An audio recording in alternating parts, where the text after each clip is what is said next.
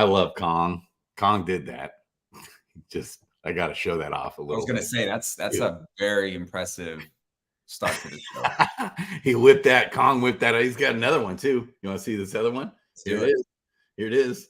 Let's see. Is it this? I got it. DeFi, decentralized finance. You got kids, you got a wife. Oh, no. It's this one.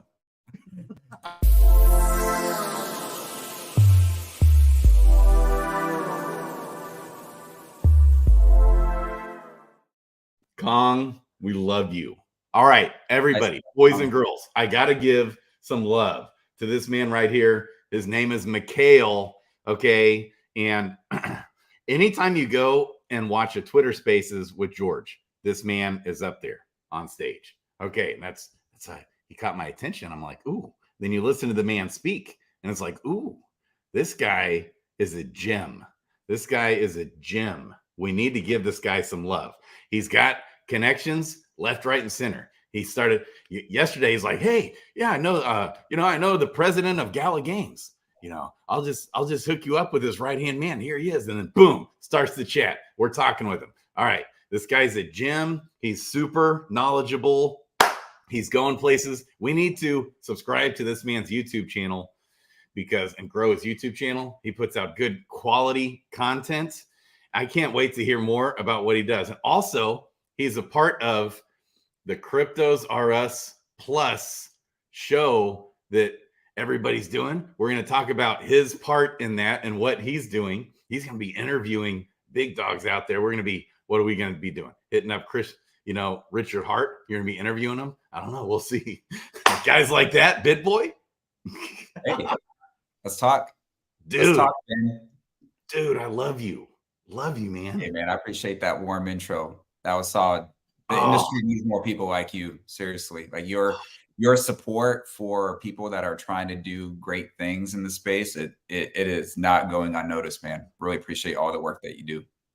Man, right back at you. And that's our vision. Kong and I, who's in the background. We all want to see his good looking face, don't we? People, come on, give us a shout out. Kong, we want to see that pure, good looking hunk of man flesh before us. All right. Now, dude, right back at you. I'm so excited to hear about what you do. And I have to give a shout out to Christian Peter. Christian Peter is blowing my mind. It's like, I'm so thankful for that man.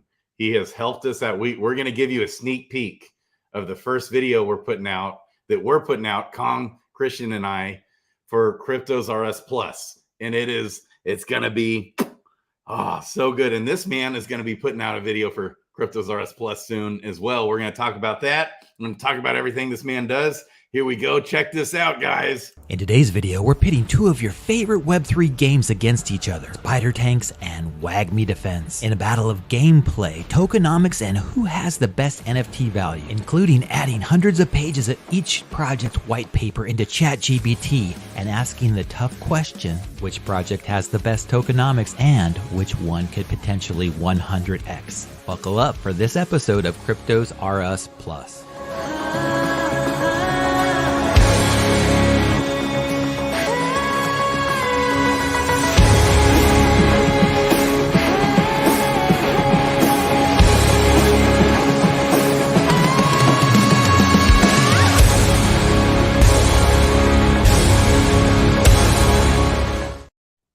Dude, that is a solid intro. Can you freaking believe that? I mean, I watched. How long did you say it took the guy to put this together? I don't know. It couldn't have been that long because we did the interview yesterday, and then I did 2 more streams. I did 3 streams yesterday, and then it's like I blink, and then Christian had already done that. he just worked on it for part of the day yesterday. He's just magical, man, that guy. So I'm so thankful for him. I told him, like, I don't know. Talent. It's like the amount of work. So what are you doing for Cryptos R Us Plus? And how's that coming? I know you said your plate's full. You're a busy man. How are you doing with that? You stressing out? How's that coming? Yeah, there's definitely a lot of things on my plate. And first of all, Crypto Grady, thanks so much for having me on. This is a great opportunity. I love connecting with all the friends that George has. And, through George, you and I met, and everything you're doing with the Cryptos RS Plus channel, I think that's going to be really, really good. So my take and my perspective is going to be from an interview perspective, right? Yeah. So there's a lot of people providing a lot of different information out there, and I want to bring on the most talented founders and entrepreneurs, and then I want to hit them with the hard questions. Yeah. I want to sugarcoat it because there's a lot of people out there that are sugarcoating a lot of stuff, Right. and we don't want to do that. We want it to be very educational. We want to address the questions that a lot of people have. My background is from the security side, so naturally I have a lot of questions. And one of the questions is around what's happening, what happened today actually with exactly protocol exploit, $12 million hack. Wait, wait, come again? There's an exploit today that happened? Yeah, so article came out this morning, CoinDesk. If you haven't checked it out, I recommend it. But there's a $12 million hack. There was a bridge called Exactly that has gone through an exploit, and it's on Optimism. And that's the thing about Optimism, Base, some of these newer L2s that are coming out, ZK Sync. Whenever you have a lot of hype and attention around these new chains, you see a lot of scams happening as well. So for those listening, definitely be careful, stay vigilant, because that stuff happens a lot in these earlier stage chains. And there's nothing wrong with the actual chain. It's just, it's attracting a lot of attention. And so you got to be mindful of who it is that you're interacting with, what smart contracts you're interacting with. When you're playing a game, if it's a GameFi, right? A lot of people need to understand they're interacting with smart contracts. It's open source. There's a lot of vulnerabilities that can pop up. So naturally, I have a lot of questions. And so I want to be able to bring those to light, not just from a security perspective, but in general. I talk to a lot of projects, talk to a lot of founders. And so just trying to sift through all the fluff that can be out there. So you're a security guy.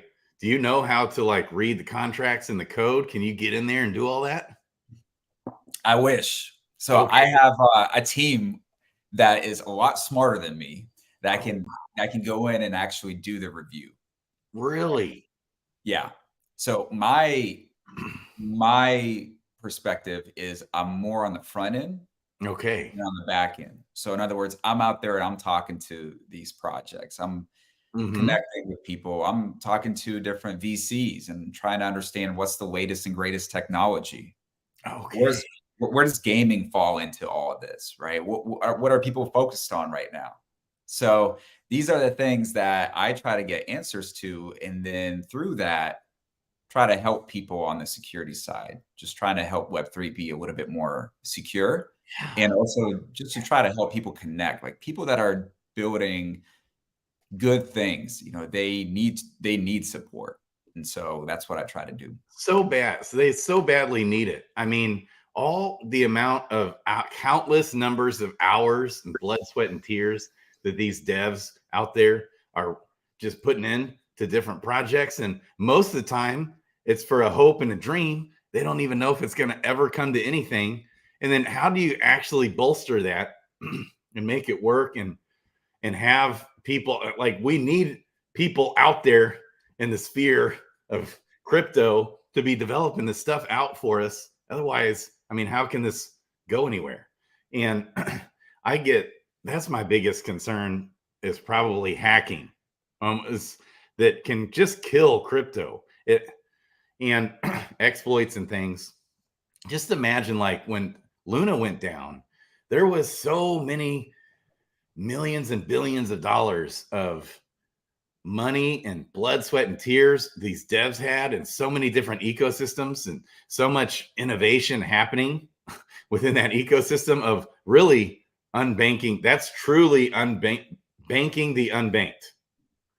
Truly banking the unbanked. I mean, is what the vision was there. It's like the number one utility of all time of all crypto is that. And so many other things. And then I just saw all the projects in there die.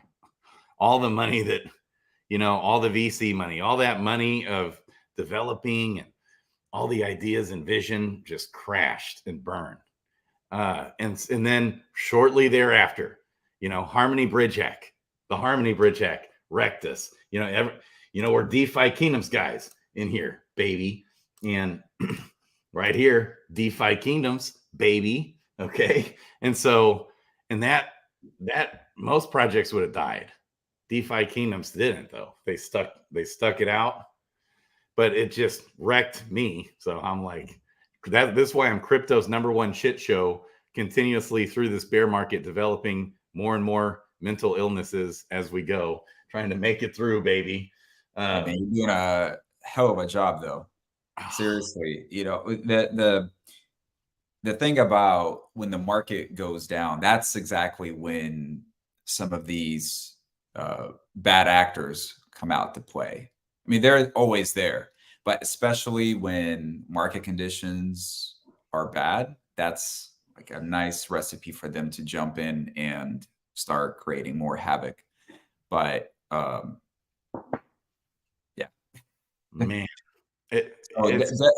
But I don't want to be pessimistic. This is this show is not about being pessimistic. It's just about being careful, right? Yeah. And people can be educated, right? You can have a good time, you can enjoy yourself, you can play these games or interact with these DeFi protocols, but you can do it in a smart way. Right? Yeah. So how do you help these guys? How do you help the projects? You find potentially you find an exploit, a potential exploit or vulnerability in a project, and then you reach out to them, or? Yeah, it's a good question. So I'm going to approach this from a community perspective. Okay. So let's say you're interested in a protocol and you're just not sure. You heard that it's good, but you're not really sure if it's safe or not. First thing I would do is check to see if there's a code audit. Mm-hmm. And also see how much of the project has gone through an audit. So a really good resource is, so if you go to, say, certic.com, there's a leaderboard there. And on that leaderboard, you have a list of all the different projects that have gone through audits. And then when you go there, you can see very easily, this really depends on your level of expertise. Mm-hmm. So if you're more of a beginner, it's very digestible on how Certic really provides that information. You have a security score. It'll give you the percentage of how much of the project has actually been audited. And for those that are a little bit more technically savvy, you can actually click on a PDF and read the actual report.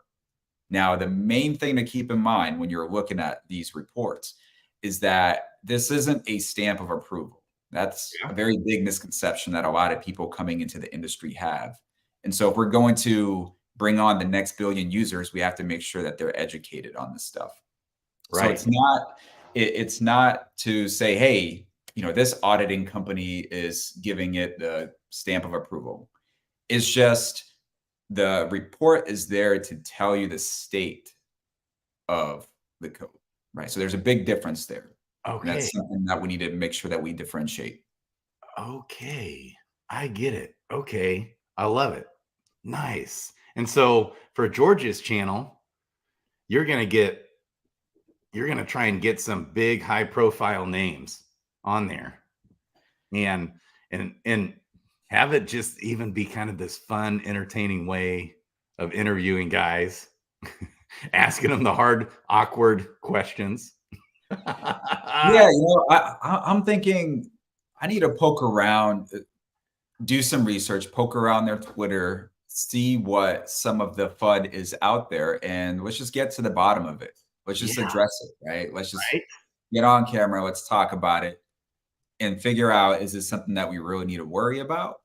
Or is this something that, you know, the founding team can just say, hey, yes, this FUD is out there, but here's how we are addressing it, or here's our response to it, and see if they pass, right? The whole purpose here is not to trip up anybody, but it's to provide that transparency, right?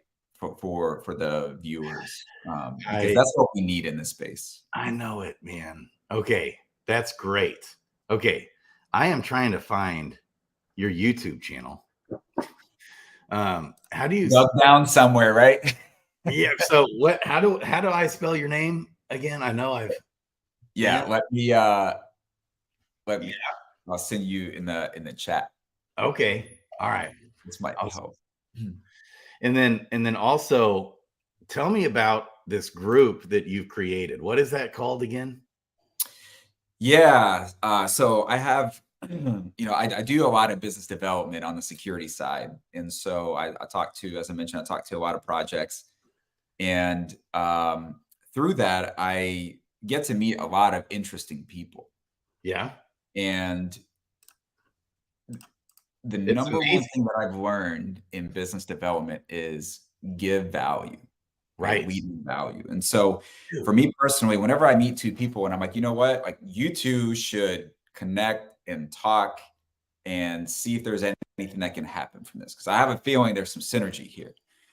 And I would do that. And so then I thought, okay, why not put everybody in the same room together? So I created a Telegram community of builders, ecosystem heads, venture capitalists that are all pioneering this amazing industry. And originally, selfishly, I did it to help my day job, right? Working on the security side. Okay. But something interesting happened, Grady. It was, as I started building this out, I noticed people were collaborating, they were creating partnerships, and there were all these amazing things that were coming out of it. And I thought, okay, this is my responsibility to make sure that I look out for the best interests of this community and, to grow it, but also to make sure that everyone's actually connecting, right? There's a lot of communities out there focused on growing, but what good is growth if there's no engagement with each other? Yeah. And so through this community, I intentionally try to create opportunities for collaborations to happen. So that's basically how it started. I have a website now for it. Always looking for founders, entrepreneurs. You're part of it. Yeah. So appreciate the support there. So it's been a great experience. What's the website? Yeah. It's networkspotlight.io. Network. Yeah. There it is. Baby. Look at you. Dang. Okay, so tell me. So George was telling me, George is like, yeah, there's this guy, Mikhail. He just got me in this group, and I immediately started connecting with all these guys. And I'm like, yeah, I know that. I know Mikhail, baby. I was talking with George, and he said George was impressed. As soon as you got him in this group, he started making all these connections. You even got a website for it, man. Dang. Yeah. Trying to show the legitimacy of it. Yeah. So, wow. It's been a lot of fun, and George is one example. There's a lot of people that are getting value out of it, but it's right now, especially because where we are in the market. Yeah. Whether it's Network Spotlight or whether it's something else that somebody else is building, being part of these communities is just so essential right now, man. People need to connect with others because mentally it can get draining for a lot of people in the space, right? You just touched on mental health. Like mental health is like first and foremost. Health is everything. And so when you surround yourself with other people that are going through the similar experiences, it unites you. And there's like this certain energy around that you cannot get anywhere else. And we're all in this digital world where I feel like I'm on an island, right? If I step outside my house and you talk to somebody about crypto, they're like, crypto, what? FTX? That's the extent of what they know. Uh-huh. And so you need to connect with others that are going through the same highs and lows. Right. So that's Man. kind of where this all started, and it gave me more meaning to my job, because I love working on the security side and it's very important, but I needed something else, right? I needed to feel a sense of belonging, and creating this community has been doing that for me. So Yeah. Okay. Wow. And you're right. So especially if you're a builder of a project, all projects take a shit ton of FUD that come against them. And there's not, George has this way about him where it doesn't like move him at all whatsoever. Okay. He's in there, it's part of the entertainment even of his show is, all the dumbass comments that come in every day on his show, and people hating on him, fudding on him all the time. Does he even move an inch? Like mentally, it's just like he's just like, no, what, blah, blah. He's stubborn as an ox, and he just like, but for most people out there, all right, if you're hearing all these haters coming at you all the time, right, it affects you mentally. And you've got so many, as the core, one of my core values, like I have, I guess, really, really strong core values. The main core value for me is the golden rule, and that's the key to success in life and business. Okay. And when you look out for the best interests of others over your own best interests, even at times, it comes back to you. And it's so amazing to me that people don't get that you build a reputation. Okay. Like for example, with a car dealer, I had a car dealership that I started from scratch, years ago, and kicked ass with it. Maintained 100% positive feedback on eBay. For example, sold 250 cars on eBay, just off eBay, and 100% positive feedback. Not easy to do. Okay. At the time, because they could leave me a negative and I couldn't really do anything at that point to retract that, And so to do that, you follow the golden rule, you look out for the best interests of others, and guess what happens? Then everybody wants to come buy a car from me. It's that simple. If you treat people right and you're not looking at the 5 minutes in front of your face trying to make a quick buck, that's not what it's about. You're trying to build a reputation. Okay. Number 2 core value that I see is so important. It's so needed in this world we live in today is not giving people the benefit of the doubt. Okay. And not assuming the worst. And so there's so many people that give hip shot, thoughts as if they're fact. I hear it all the time. People, for example, with DeFi Kingdoms, we have people out there saying Frisky Fox rugged the project. These guys, this team, all kinds of stuff being said about the team out there. And that happened a little over a year ago. And there's like a huge exodus out of the ecosystem. This narrative started going out because YouTubers and people out there were accusing the team of it was a false accusation. And I see it all the time where people give their hip shot thoughts, their hip shot opinions. They don't know actually what they're talking about. They haven't done the research. They're just like, people think, ooh, I've got this magical gut feeling about this guy or this project. And they'll literally, like in their brain, psychologically somehow, it's like fact in their mind. And it's like, we got to stop doing that. It's like a character flaw when I see people doing that all the time. And so, yeah, I think it's a psychological phenomenon that happens where people want to brace themselves for the worst. Right. They feel like it'll prepare them for the worst. Right. Yeah. Well, I think it's partly that. And then secondly, I think part of it is attention, because that can, sometimes it's intentional. People are doing that on purpose to stir shit up.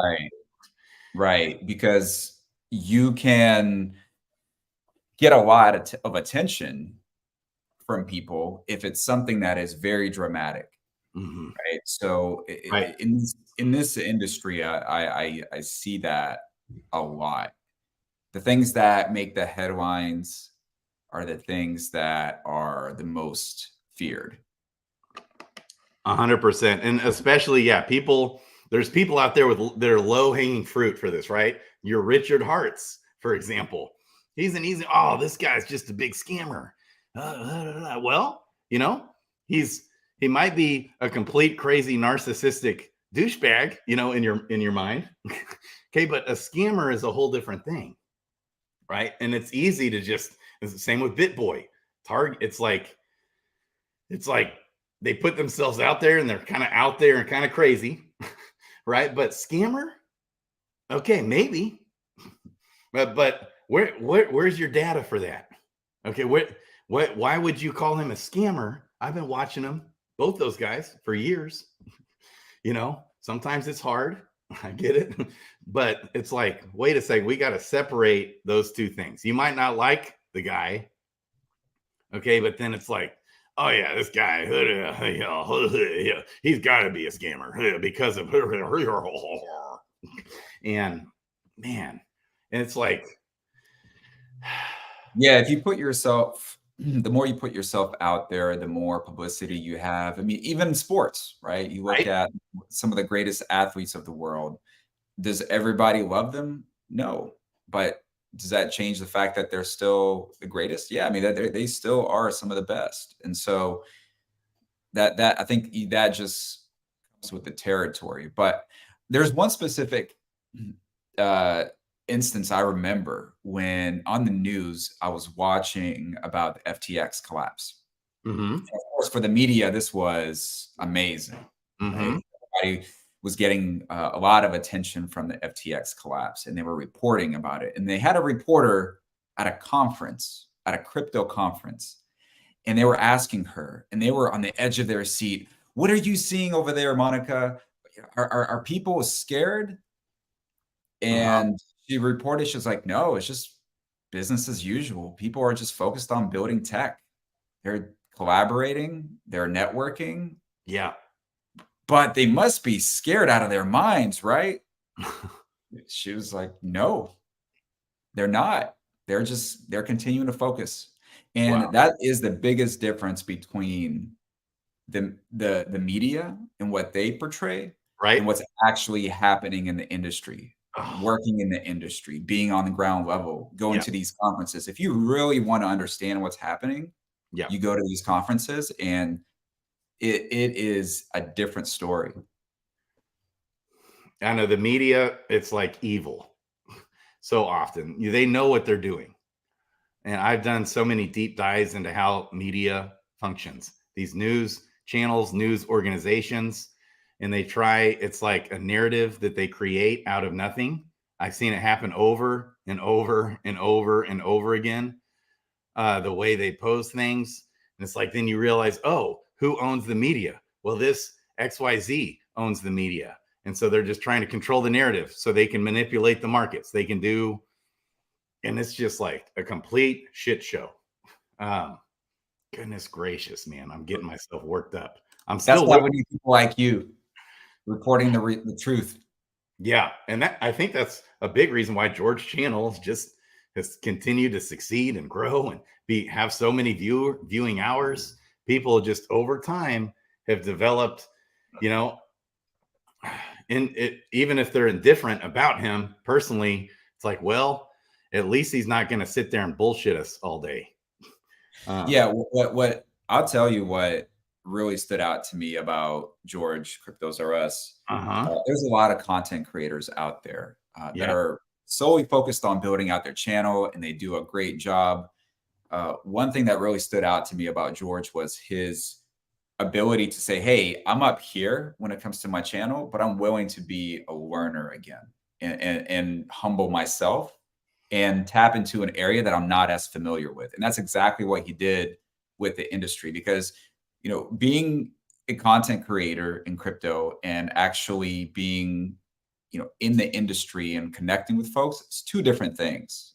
And a lot of times content creators have so much success in one area that they are afraid to step outside of that. And I've been to networking events with content creators, Yeah. and I've been to networking events with industry people, like people that actually work in the industry. Mhm. And networking is night and day. And with George, his mindset was different. It wasn't like a typical content creator. He is very willing to connect, to introduce. He's willing to use his personal brand for the good for other people. So not that this is a shilling cryptos are us Yeah. episode, but yeah. So shout out to George from Cryptos Are Yeah. Us. And you interviewed, so be sure, guys, follow this man's YouTube channel. I want to grow his channel. He's pretty new to YouTube, but this interview right here, he interviewed George when we were out there in Vegas, baby. This is a great short video, 6 minutes. You know, I love these videos you put together. I appreciate it. I mean, just think how bad it would have been if Curve would have gone under for all of DeFi. I mean, that would have been such a massive black swan event, I think, to the whole industry. We don't even realize the bullet we just dodged. There's a few bullets, Grady. There's definitely a few bullets. What's happening now? I don't know if you caught the news this morning, but there's a pretty, I think it's a large company, a Chinese company that's going under, and a lot of people are wondering if it's going to create a trickle down effect in terms of the overall macro economy. Because you have the tech world and what's happening in DeFi and security and crypto as a whole, but then there's other factors outside of crypto that are also impacting the market. And there's other bullets that we still need to dodge, but also some good things coming down the pike, right? There's talks about the spot ETF, maybe 4 to 6 months, Right? It's BlackRock. Yeah. I mean, they only lost, I want to say whenever they submitted requests, they've only lost one out of like 400 or something like that. 576 out of 575 out of 576 applications have been approved. That is insane. That is insane. So BlackRock, the largest asset custodian in the world, right? Yeah. Like how many trillions do they have under management? Is it like 30 trillion or 40 trillion or 100 trillion? It's something insane. And I want to say it's 30-ish trillion under management. It's like, so what are your thoughts on that? Like, do you see them getting into the industry as a good thing for crypto or a bad thing? I just think it's inevitable. So kind of what I realized, one of my takeaways after the Luna situation happened, and I just realized all we can really do is ride the coattails at this point of the powers that be, because they manipulate the market so bad with leverage trading. Somebody like a BlackRock could, eventually, they could get 50% of all the Bitcoin, out there and control and overtake Bitcoin. What have you thought about that risk before? Yes, I just don't know. Okay, let's think about gold. And I'm not educated enough to have an answer to this, but does anybody control more than 50% of gold? No. I mean, I don't know. Do they? I know gold is this big time manipulated thing too, right? Yeah. I think it's there's two sides to that, because it depends who you ask. Some people will say, well, the way Bitcoin was created, nobody can control it, really. Meanwhile, others are saying, well, if you have enough of it in custody, then you can control it. So, and the mining, I don't know the answer to that. Like, if 50% of the mining, if there's 51%, like let's say BlackRock controlled 51% of all the mining, is that how you could potentially hijack it? I mean, it would only hurt yourself, though. It would only hurt your own bag. but that's a possibility. It's a pretty low risk though. That's really the only risk that Bitcoin has. Just saying, that's the only risk on the map for Bitcoin. It's not going to get hacked. It's the most secure. It's the best crypto coin, we can have, is in terms of security and stability and long-term outlook. Okay, it's not going anywhere, but if there is a risk, it's just that 51% of the potential for them to have the mining control, and then they can change Bitcoin essentially. But that's the only way that can really happen, right? Yeah, I think every asset has its risks. There was a guy, I was at a conference, and there was a guy that his concern was quantum computing. Well, and, he said in 10 years, Bitcoin is not going to exist. And really? It was a little bit of an eyebrow raiser to me. I mean, I was curious to get his take. Unfortunately, I didn't have enough time, but maybe that's something to dive deeper. Yeah. I don't know. I think that Bitcoin is evolving right now. You have ordinals. And so if it continues to evolve, I'm not so sure that quantum computing is going to stop it. Right. So if someone got their hands on a quantum computer, for one, Bitcoin's the last of, thing they're going to be going after. They'll be able to hack the banks, the financial system as we know it. And Bitcoin would be the hardest thing for out there, period, for a quantum computer to hack. So it still would be difficult, even for a quantum computer to hack Bitcoin. Wouldn't be difficult for a quantum computer to mess with the stock market, to mess with banks, steal money out of banks, no problem. That would be much easier for a quantum computer. And so, but you're right, that's a risk, but I don't know. That's just a risk for the world. Yeah, there's remember when, and some of the audience, maybe they're too young for this, but remember the whole Y2K thing when it was going to be 2000 and everyone was concerned about the computers switching to like the number 2 and everything was just going to shut down, and people were seriously afraid of that. Mm-hmm. And turns out nothing happened. And then we had something similar in 2012 with the calendar. I believe you remember something about the calendar, how the Mayan calendar ends in 2012, something like that. When does the Mayan calendar end? It was like 2012 that it ended, and everyone was wondering, like, is this the end of the world, or is Jesus coming back? Okay, is this world? Sometimes I wonder if the world is hopeless anyways. It's just like this world that we live in is insane. Okay. Yeah, so there will always be things out there that, hey, watch out for this, watch out for that. We can't fully control all that. We can only control being in the present. I think sometimes we live too much into the future. I'm guilty of this more than anybody. We need to learn to be more present. Yeah. Hey, the power of now, right? Eckhart Tolle. Okay. So 100%. Yeah. Now there's also a lot of fear out there about AI. I've heard it. I don't know if you've heard that. Yeah. So that's interesting. AI will eventually just not need humans. That's a real, I guess, in some people's minds, a real threat, a real possibility, which is interesting. What do you think about that? I don't know. I don't know what to think. I guess we've seen it in the movies, right? We got The Matrix. We got all kinds of movies about it. People have been talking about it for a while. I don't know what to think about all that, but I don't worry about it. Again, it's like kind of what you just said. The future, whatever's going to happen is going to happen.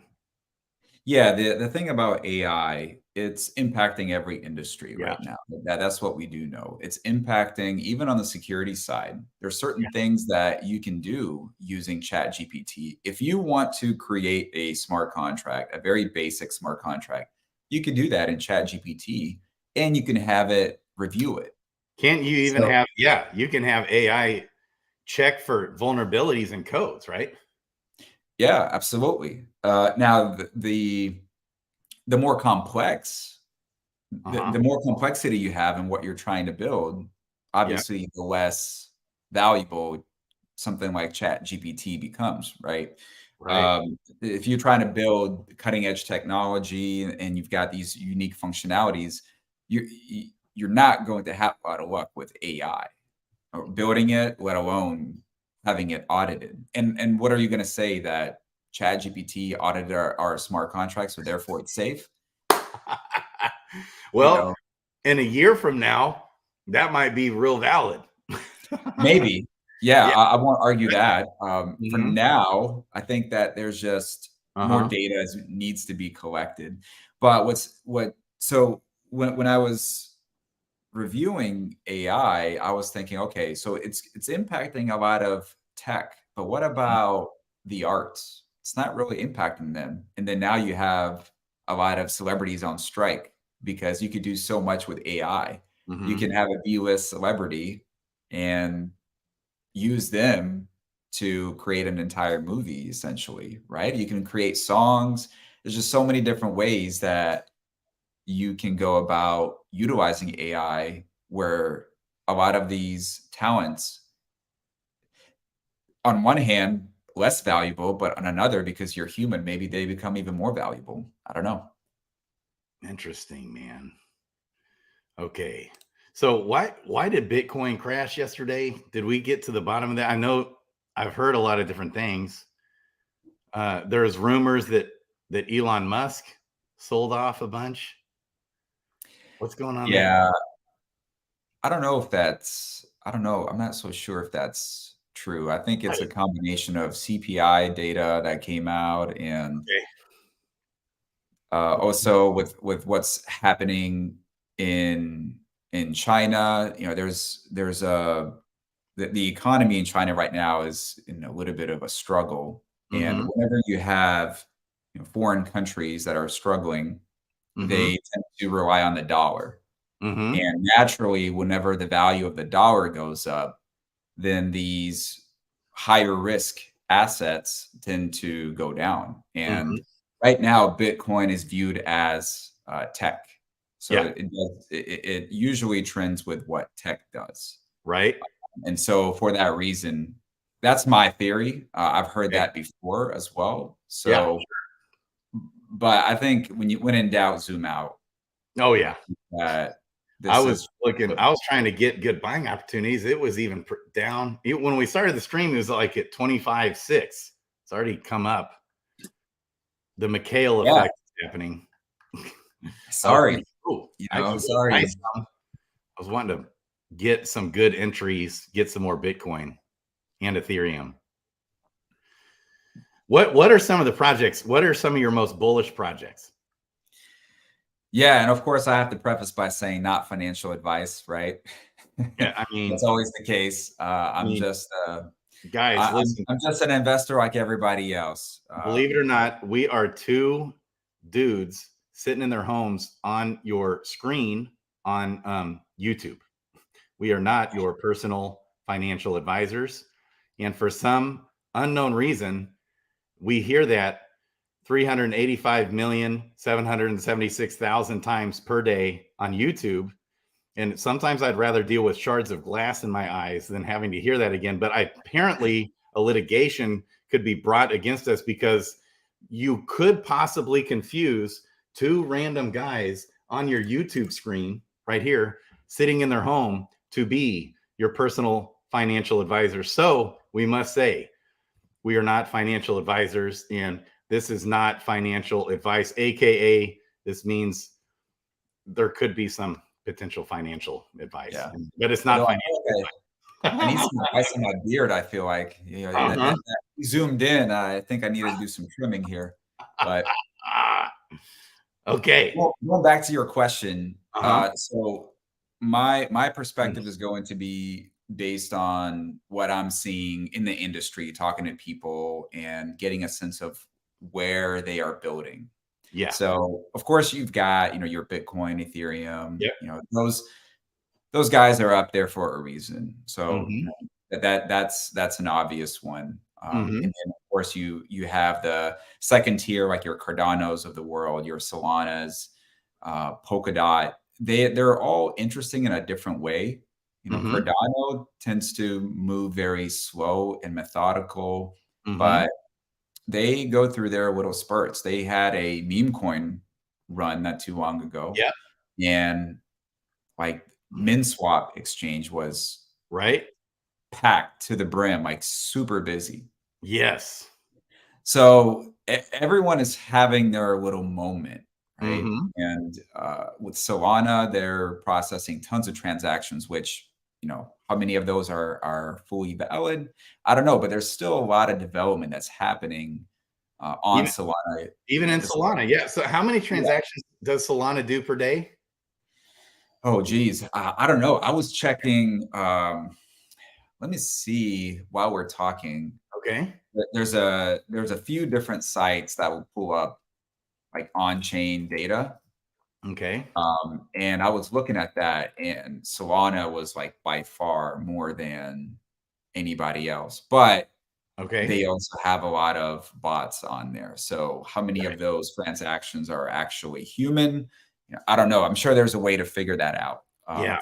But there's still a lot of hardcore, diehard Solana, not just investors or enthusiasts, but actually builders. So people are still building. And to me, if you're still building on a chain, that is a sign of things to come. Mm-hmm. Okay, so it's not going to move the price right away. It's Right. like Bitcoin. People are buying up Bitcoin, but it's not going to move the needle right away. Right. It's something that over time, you will create that demand. And so whenever I look at some of these altcoins, I'm looking at, is there development happening? Like, are Yes. they active?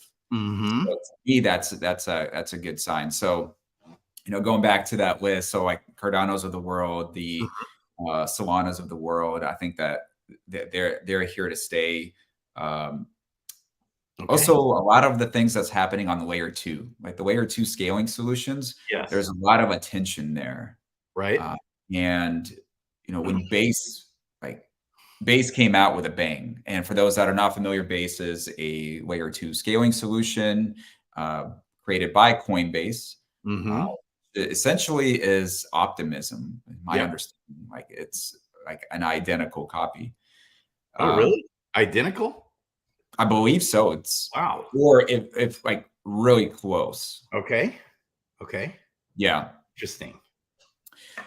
And there's a lot of traction there. You look at the number of transactions, and they were at one point, maybe I don't know how they're doing now, but they had a successful launch with the Coca-Cola NFT collection. So you have Coca-Cola now coming into the game. Interesting. And they did like 450,000 in NFTs. So they're doing okay, considering market conditions. Arbitrum, I think ever since they had their launch, they've been doing pretty well. So these are some of the smaller players that are not at the top. Mm-hmm. And it's, again, my perspective on this is, where am I seeing the development, right? Yep. Not necessarily, hey, this is what I'm buying, but this is where I'm seeing development activity. It's on these layer 2 scaling solutions. I talked to a lot of the venture capitalists. These are the areas that they're interested in. There's ZK technology, which, we don't have to get into, but recommend researching that. Account abstraction. These are all different technology stacks within crypto that could potentially peak, during the bull market, or, take us into the bull market and become even more prevalent. So there's the layer 2s. And then there's ecosystems that they're always up there, and the tech is amazing. Mm-hmm. But they're maybe not necessarily making all the media publicity, like what's happening within Cosmos. And Right. if you believe in interoperability, Yep. that's an area that is Yep. somewhat interesting. Like, I know from the security perspective, like our engineers are always curious to learn about these chains that are building within the Cosmos ecosystem. The tech is phenomenal. Their issue right now is there's just not enough liquidity there. Yeah. You know, because they're different from like the Ethereums of the world and the L2s and all these EVM compatible chains. Mm-hmm. But I've always been, before it even ever came out, was a huge Cosmos bull, always. Yeah. Yeah. So that's interesting. And then there's a new language that came out. So you have your Solidity, which is the smart contracts written on all these EVM chains. You have Rust, which is like Solana, Near, within the Cosmos ecosystem as well. Yeah. And then you also have Move, which is a language similar to Rust, but has been getting a lot of attention from a lot of engineers. And so like Sui and Aptos. Yep. Aptos recently made headlines because now they're integrating AI. So there's a lot happening in the space. So we're seeing these headlines and all of this like regulatory concerns. But if you look at the actual technology and the kinds of people that are working on this stuff, you'll get a different perspective on crypto and blockchain technology as a whole. Yeah. Hey, fam out there that regularly watches this channel, here's a tip. Here's a bit of alpha. Pay attention to Aptos, baby. All right. Yeah, the technology is you got to look past the news and focus on the technology. Yeah. Okay. So what are some of the projects are you DCAing into some projects that you believe in? That what are some of your ones that you're getting into? That the ones that I'm looking at are primarily the ones that are either the big guys on campus that are already tried and true. Yeah. Okay. Or the ones that are like the ones that I mentioned, where I feel like there's a lot of development activity happening. Yeah. And so that's what I gravitate towards. I love it. The one area that I would love to see get more love, but right now it's just not the market for it, is gaming. Because gaming is just so fun. Oh, baby. It's so fun. But man, it's right now gaming, there's a little bit of a challenge with the games, specifically in crypto. And I think that we're at a point where we're close to figuring this stuff out. The challenge is that we're onboarding these users, but then they're leaving the game. They're not sticking around. And because they're so used to crypto games being a way to make money, right? That's the focus. And I think we need to change the narrative. Yep. Make it more about like, hey, you're just playing like any other game, the way you would play Fortnite or Call of Duty. Right. When you play those games, you expect to spend money, right? You're buying new skins and you're playing for the experience of it. And if we can instill that mindset, and oh, by the way, there's a way for you to make money doing it. Hey, it's a lot easier said than done. And I think that there's a lot of great games, which I'm sure you could touch on, that are definitely like nailing those things. But I feel like it's so difficult for games to retain users. It is. It's like, it is the ghost town of crypto, and so is DeFi. I mean, it's like ghost town these days in the bear. And how can we sustain that? And, we talk a lot about all this. It's good points, man. What games are you looking at right now? Okay. So my first and foremost is I look for teams with those strong core values, following that golden rule, not looking at the 5 minutes in front of their face, trying to make a quick buck, but have a strong vision, passion, and why that's driving them, and they're not money driven, they're vision driven, and they're trying to change the world or create an awesome protocol or fix this or whatever it is they're doing, or create a fun game, that people like to play and that have those strong core values. That's the first thing I look for. That's what drew me so deeply into DeFi Kingdoms. And so DeFi Kingdoms has so much potential upside monetarily, with the tokenomics being so strong with Jewel, even though it doesn't look like that on the charts at all. But it's deflationary. It's phenomenal. The tokenomics, even of their power tokens, are phenomenal, believe it or not. Okay.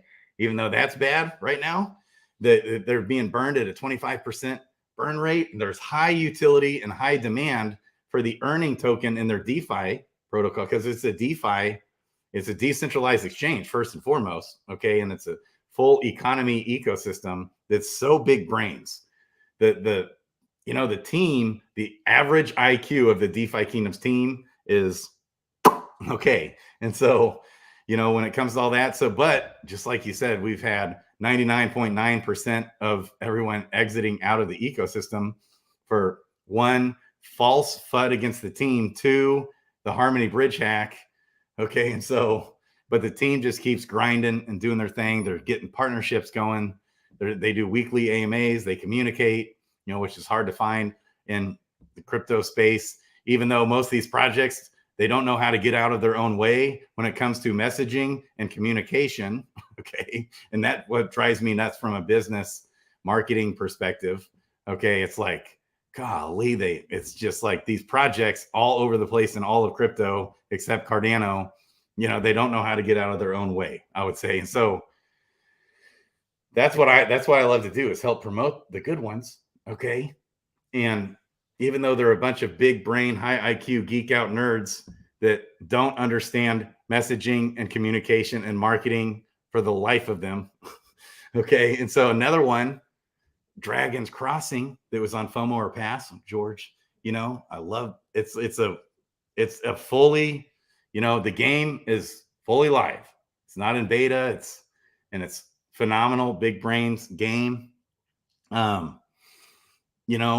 And then looking at all kinds of other games as well, all these gala games. We looked at Spider Tanks yesterday. It looks phenomenal, like wowzers. WAGMI Games looks like it's got a bunch of potential. Like all the Galaverse, Gala just seems really bullish. All these games coming out, and more demand for the Gala token too is interesting, I think, coming. And golly, what else? There's so many. But so many of these games I've realized, turn out being VC rug pulls a little bit, like where the VCs have 30, 40, 50% of the token, and they're just dumping hard on the community. And so it's like bad. It's not a good model when the team needs the token, trying to create demand for the token, but need that token to raise finances. So that's like a hard pinch that, teams need money to develop. They got to pay the devs, but it's hard in a bear market to get money for your project because everything's dead. And so the team's trying to rely on the token, and then dumping the token to get finances for their team. That's a little bit of a crypto dilemma we could talk about maybe, but yeah, I do agree with you. It is a struggle for a lot of projects in crypto. Is this whole dilemma around, getting funding? There's a lot of challenges around that because unless, the only other way to do it, or I should say one of the other ways, is if you have just a phenomenal dev team and you can create some type of SDK and you can kind of approach it from a B2B side. And so you're building out your game, but you also have a service where you're selling your software development kit to other devs. That could, if you can get like a secondary stream of income, that's a way to avoid, having to go out and raise. That's why I'm so bullish on the weight token, man. There's zero, utility of the weight, zero utility in terms of the utility of the weight token. Let me rephrase that, is not to raise funds for anything Hourglass, for the next Crypto Gym TV show at all. But the utility of the token itself is going to explode demand. It's the exclusive token for when Alpha District comes out. That game I'm super pumped about. When that game comes out, the weight token is the exclusive token for that ecosystem. For all the projects that in their incubator come through Cosmos, the Cosmos with a K, different Cosmos, these other projects coming, the wait token will be the exclusive token. It'll also be, there'll be demand for the token for the TV show as well. And so things like that is what I love to find, look for. And I'm just a huge believer in Jet. Yeah. Yeah. And I think he was at the networking event too with at the VIP party in Vegas. I don't know if he was out there, but I know he was in Miami. He was out there. So it's interesting to see. I'm excited about the show first and foremost. Like that show is getting ready to air the next Crypto Gym, I think early September. Yeah. I'm really excited about that show because it's going to shed a lot of light into a lot of these projects and what people go through. This kind of stuff doesn't really make the media unless it's some kind of a exploit. And so we'll see what people are actually working on and building, and it'll be, streamed on like all over the world. So this is really exciting for the industry. Yeah, man. Hey, Squid Grow is going to be advertising for the next Crypto Gym. Okay. And I know Brian D. Evans, shout out to Squid Grow. I was talking to them about bringing them on the channel, possibly, see what they're doing. And I was in their spaces last night for a bit. And so that's cool. Good to see you, Jake. Let's get you guys, let's connect. I'm still waking up. Okay. Yes. I was up all night with my brain was just on. I get these modes where I'm not sleeping and I'll manic out into visionary type things, exploring possibilities of the world. Okay. And I mean, this video that Christian Peter did, because we're putting out this video, is just like, I watched it on repeat for hours and my wheels were just spinning. I can't even explain it. It's so good. You want to play it again? Yeah, we'll play it again here for you guys if you missed it. I'm so excited. I'm also going to be, this happened out of nowhere for me. It was all because of Kong. I'm going to be on Around the Blockchain, baby, next month. So I'm nice. DZ reached out to me. My Twitter's blowing up yesterday. I'm like, what's going on? Why are all these people giving me all this love?